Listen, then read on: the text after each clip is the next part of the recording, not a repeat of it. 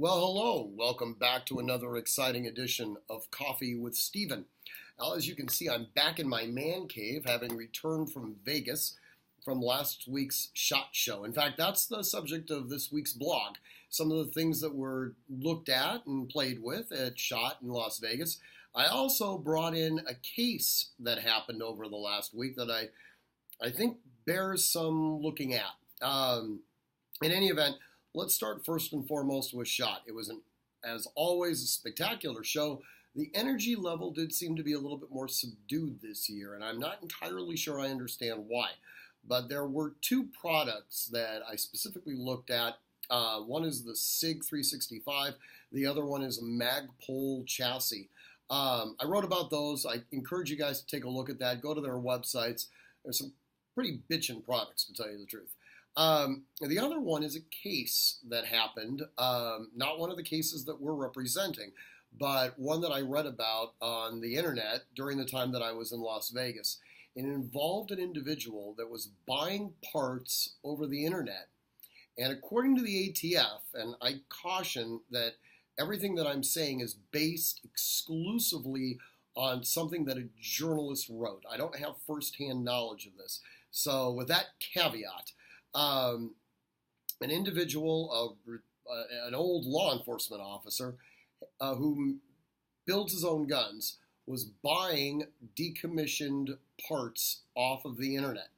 And according to the ATF, the mere fact that he was buying these decommissioned parts led to the probable cause that he was using these parts to manufacture machine guns. Now, based on the article, it doesn't appear as though there were any machine guns that were actually seized during the warrant. However, there were some AR-15s that were taken. Ostensibly, I believe that they probably had traditional magazine releases on them. In any event, I'm very troubled with the use of simply buying products over the internet generating probable cause, specifically these parts. If we take that to its logical extension, if an agent of the government saw me go into Home Depot, purchase a bag of fertilizer, they could then say, well, we have probable cause that he's going to use this fertilizer, this completely legal thing to buy, either at a store or online, but he's going to use this fertilizer to make a homemade bomb. And therefore, we're going to have to execute a search warrant in every single little nook and cranny of his home. And whatever we happen to find in any of these nooks and crannies, well, they're going to fall within the plain view doctrine. So I'm extraordinarily troubled by this. Now, again, as I mentioned, this came from a journalist, so everything could have been completely blown out of proportion. I'm always dubious when journalists write about guns and laws. Typically speaking, they tend to either get things wrong or they leave certain actionable facts out. In any event, that's where we are right now. I encourage you to read the blog.